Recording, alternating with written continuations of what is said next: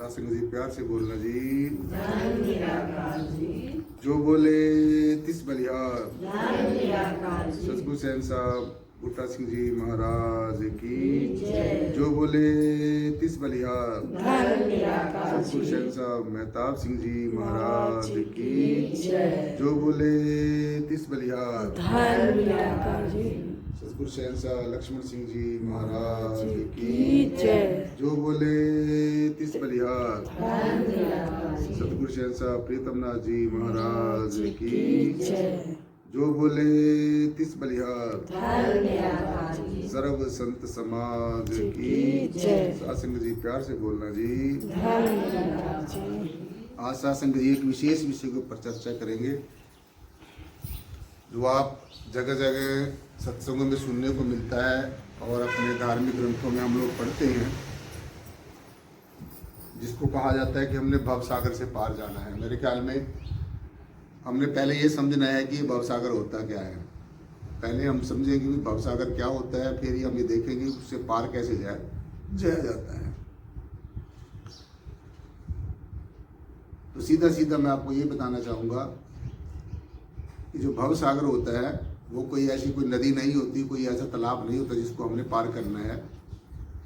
भवसागर वास्तव में क्या होता है, जैसे हमारे संत महापुरुषों की रहबरों की वाणी में भी ऐसा दर्शाया गया है कि भवजल जीवित मरिए भवजल तरिए, यानी कि जीते जी मर के देखना होगा और जीते जी उस अवस्था में को प्राप्त करना होगा जैसे जब जीव ये शरीर छोड़ता है और जड़ अलग होता है, चेतन अलग होता है, तो वो जो स्थिति हमारे ये शरीर छोड़ने के समय होती है वही स्थिति हमने अपनी साधना और आराधना करते हुए वो स्थिति को प्राप्त करना है। सो भवसागर का मतलब सीधा सीधा आप ये समझिए, जैसा हमारा चतुष्टय अंतःकरण होता है, मन होता है, बुद्धि होती है, चित्त होता है, अहंकार होता है, पांचवा हमारा आत्म तत्व होता है। तो जब चंचल और चलायमान मन है जो उसके अधीन होकर और जो त्रिगुणात्मक माया है, तीनों गुणों की जो माया है, इसके अधीन होकर, अज्ञानता और अविद्या के अधीन होकर जब जीव का जो मनन चलता रहता है, हमारे मन में मनन चलता रहता है, जब हमारे मन में मनन संसार का चलता है और मन से जो सूक्ष्म हमारी बुद्धि है उसके अंदर संसार के ही विचार चलते हैं, ऐसे विचार चलते हैं जो बनते रहते हैं और बिगड़ते रहते हैं। बुद्धि से सूक्ष्म जो हमारा चित्त है, जब हमारे चित्त में संसार का चिंतन चलता रहता है, ऐसी चीज़ों का चिंतन चलता रहता है जो समाप्त होने वाली हैं, प्राप्त होने वाली हैं, खत्म होने वाली हैं, समय के अनुसार बदलती रहती हैं,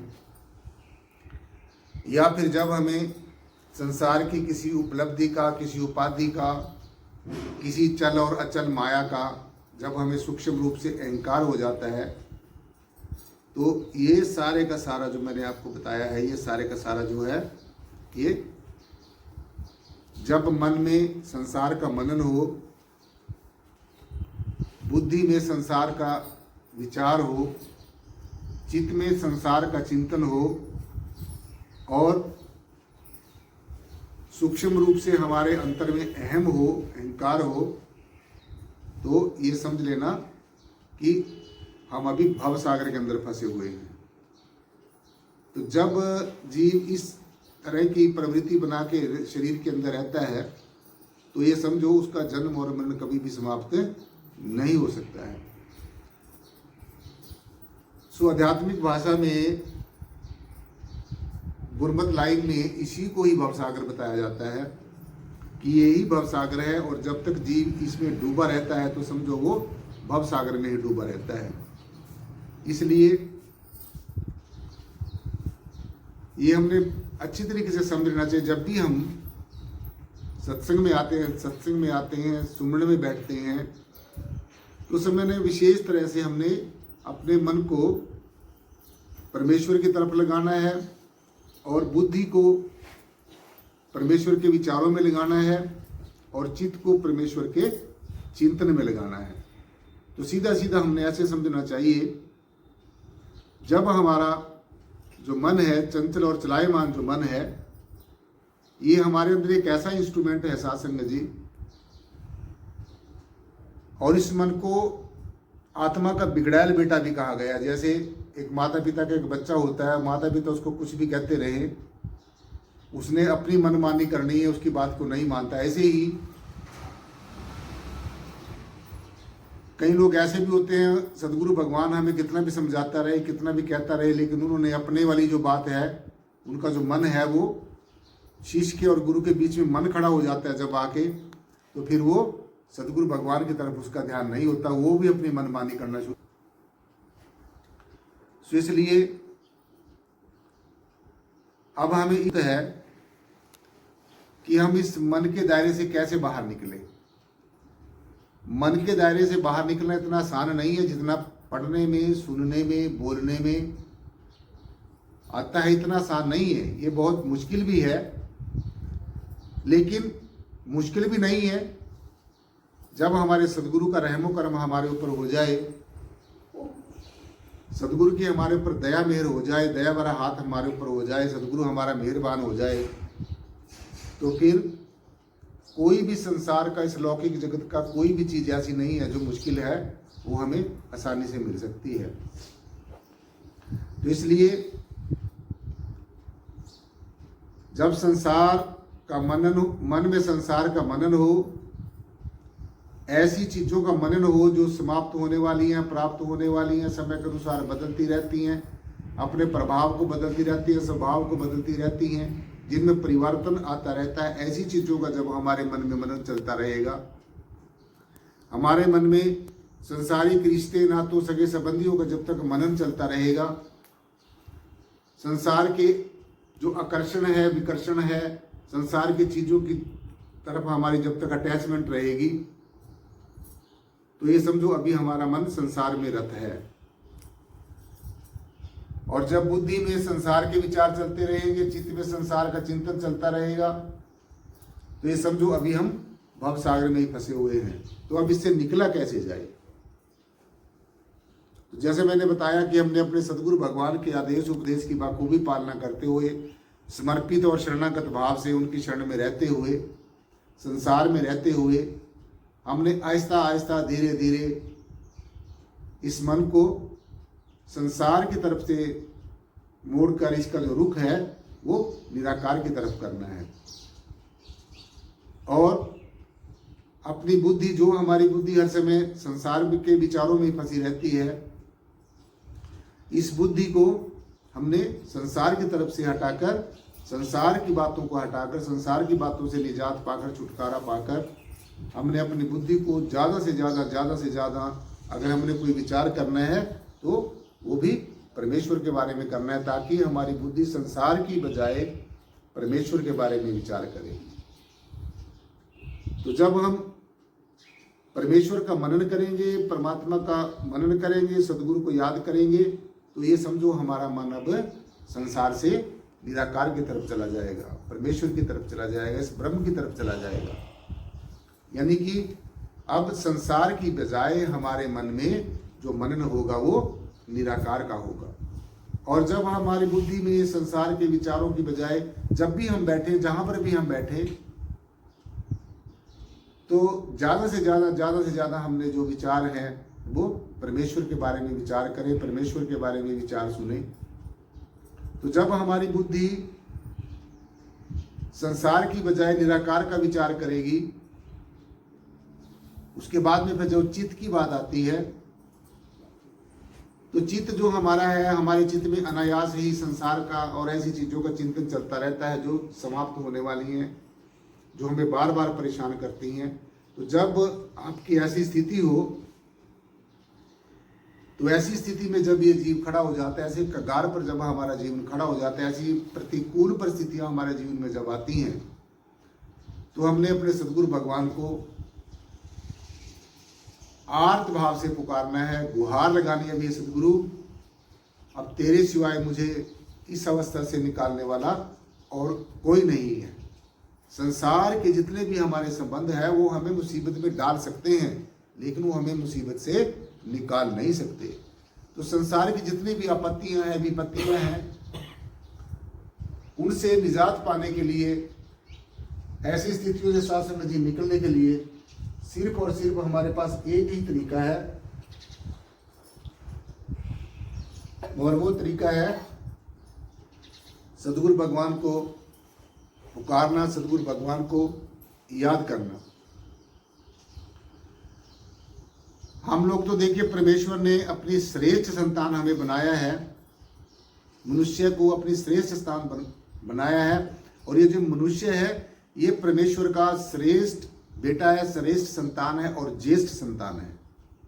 जैसे माता पिता को अपना ज्येष्ठ पुत्र प्यारा होता है, ज्येष्ठ संतान पूरी होती है, तो ऐसे ही परमेश्वर को इंसान सबसे ज्यादा प्रिय है। इसलिए कहा है कि ये जो इंसान है परमेश्वर का प्रिय बेटा है, परमेश्वर का प्रिय पुत्र है, और परमेश्वर ने इस अपने प्रिय संतान के अंदर अनंत सौहार्द भरा हुआ है, अनंत ज्ञान इसके अंदर भरा हुआ है, अनंत इसके अंदर प्रेम भरा हुआ है। तो हर एक चीज अनंत ही भरी हुई है इसके अंदर, क्योंकि ये ज्ञान और विवेक से भरपूर है। इसके अंदर ज्ञान की दृष्टि है, विवेक की दृष्टि है, इसलिए सब कुछ समझ सकता है। सो इसलिए साथ संगत जी, जब मन के अंदर हमारा संसार को छोड़कर निराकार का मनन होगा, जब बुद्धि के अंदर संसार को छोड़कर, संसार की बातों को छोड़कर, रिश्ते नातों के आकर्षण विकर्षण को छोड़कर परमेश्वर का विचार होगा, बुद्धि के अंदर, चित्त के अंदर हमारे परमेश्वर का चिंतन होगा, तो फिर जो चौथा जो अहम है, अहंकार है, फिर वो आपको किसी भी तरीके से नहीं सताएगा। तो सीधा सीधा हम ये समझे कि जब हमारा जो ये शरीर है, चाहे हमारा स्थूल शरीर है, चाहे हमारा सूक्ष्म शरीर है, चाहे हमारा कारण शरीर है, ये तीनों के तीन जब परमेश्वर की शान में काम आएंगे, सदगुरु की शान में काम आएंगे, तो तब जाकर हमारा ये हीरा सा जन्म सफल होगा। यानी कि जब हमारे पैर हैं वो हम ऐसी जगह चल के जाएंगे जहाँ पर परमेश्वर का गुणगान होता हो, परमेश्वर की बंदगी होती हो। जैसे आप लोग सभी यहाँ पर ये ज्ञान चर्चा सुनने के लिए और अपने विचार साझे करने के लिए आते हैं, तो आपका संसार में आना और इन पैरों से चल के यहाँ पर आना सार्थक सिद्ध हो जाता है। अगर हमारे हाथ हैं, हमारे हाथ ऐसा काम करें जो हम परमार्थ भी करें और इनसे पुरुषार्थ भी करें, तो हमारे हाथ भी अच्छी तरह काम आ जाएंगे, अच्छी जगह काम आएंगे, अच्छे कामों में काम आएंगे। अगर हमारी जीवा है, हम परमेश्वर का गुणगान करें, तो हमारी जीवा भी अच्छे कामों में रत रहेगी। अगर हम आंखों से सबके अंदर परमेश्वर का दर्शन करें, इस ब्रह्म का, इस निराकार ब्रह्म का दर्शन करें, तो हमारी आंखें भी अच्छी जगह काम आ जाएंगे। यानी कि आपने सीधा सीधा ऐसा समझना चाहिए, मोक्ष और मुक्ति, परम आनंद की जो अवस्था है और भव सागर से पार जाने की जो अवस्था है, जिसको हम कह रहे भव सागर से पार होना है, जब हमारी आंखों में सदगुरु भगवान का जो पावन छवि हमारी आंखों में, उनकी जो छवि है, भी हमारे सदगुरु भगवान ऐसे हैं, ऐसे हैं, ऐसे हैं, हम उनका आंखों से दर्शन करें। जब हमारे आंखों में सदगुरु भगवान का दर्शन होगा, जब हमारे कानों पर जो परमेश्वर का उद्गीत है, जो परमेश्वर की शब्द धुन, जिसके बारे में आपको बार बार बताया जाता है, अनाहत शब्द है, जो परमेश्वर का प्यार भरा जो संगीत है और आत्मा के लिए प्यार का जो संदेश ये शब्द धुन लेकर परमेश्वर के साम्राज्य से आत्मा के लिए आती है, तो हमारे कानों पर जब ये संगीत होगा, यानी कि आंखों से हम जब सदगुरु का दर्शन करेंगे और कानों से हम जो इस अनाहत शब्द को सुनेंगे, इस शब्द की झनकार को सुनेंगे, और मुख से हम परमेश्वर की लीला का बखान करेंगे, और हृदय में हमारे अपने सदगुरु भगवान की पावन याद होगी, पावन छवि होगी, और हाथों से हम परमार्थ और पुरुषार्थ करेंगे, पैरों से हम साथ संगत जी सत्संग में आएंगे, किसी ऐसी जगह पर चल के जाएंगे जहाँ पर हमें अच्छी अच्छी प्रेरणाएं मिलेगी, तो ये समझ लेना ये हम भव सागर से पार हो गए हैं। और इसी स्थिति में हमने हमेशा रहने की कोशिश करनी है, इसी स्थिति में हमने स्थित प्रज्ञ होने की कोशिश करनी है, इसी स्थिति में हमने ठहरने की कोशिश करनी है। तो ये समझ लेना फिर हमारी जो वृत्ति भी बदलेगी, प्रवृत्ति भी बदलेगी, दृष्टि भी बदलेगी, दृष्टिकोण भी बदलेगा, हमारा अंदर का भी रूपांतरण होगा और बाहर का भी रूपांतरण होगा। फिर जो हमारे अंदर चलता है, जैसे हम किसी को देखते हैं, उसको देख के हमारे अंतर में कोई ना कोई उथल पुथल कोई विचार आने शुरू हो जाते हैं। तो जब हमारे अंतर में विचार ऐसे अच्छे आते हैं या बुरे आते हैं, जो भी हमारे अंतर में क्रिएशन होती है, पूर्णा होती है, संपूर्णा होती है, इनिशिएशन होती है, जो हमारे अंतर में होता है साथ संगत जी, जो हमारे अंतर में आइडियाज आते हैं, विचार आते हैं, वही विचार फिर क्या होते हैं, हमारे मुखमंडल पर आते हैं। जैसा हम सोचते हैं वैसा ही हम फिर बोलते हैं, और जैसा हम बोलते हैं वैसा सही आसपास का वातावरण हो जाता है, और जैसा बाहर का वातावरण हो जाता है वैसा ही हमारा जीवन हो जाता है। तो इसलिए हमने अपने अंतःकरण में कोशिश करनी है, हमेशा यही कोशिश लगे रहना, इसी कोशिश में लगे रहना है कि हमारे अंतर में, हमारे अंतःकरण में ज़्यादा से ज़्यादा हमारे अंतःकरण में जो है सतोगुणी बातें आनी चाहिए। जैसे अभी आप शब्द में सुन रहे थे कि जब भी हम सदगुरु भगवान के चरणों में बैठें, परमेश्वर के समक्ष जब भी हम पेश हों, जब भी हम परमेश्वर के आगे गुहार लगाएं, या जो परमेश्वर का, परमात्मा के, इस ब्रह्म का साक्षात जो स्वरूप है, जो प्रतिनिधि है, जो रिप्रेजेंटेटिव है, जो परमेश्वर के बारे में हमें रिप्रेजेंटेशन देता है, परमेश्वर के बारे में हमें बताता है, परमेश्वर के बारे में हमें याद दिलाता है, जो हमारा समय का सदगुरु है साथ संगत जी। अभी आप शब्द में बोल रहे थे कि हे सदगुरु मेरे जीवन में ऐसा कर दे, सेवा, सत्संग और सुमिरन।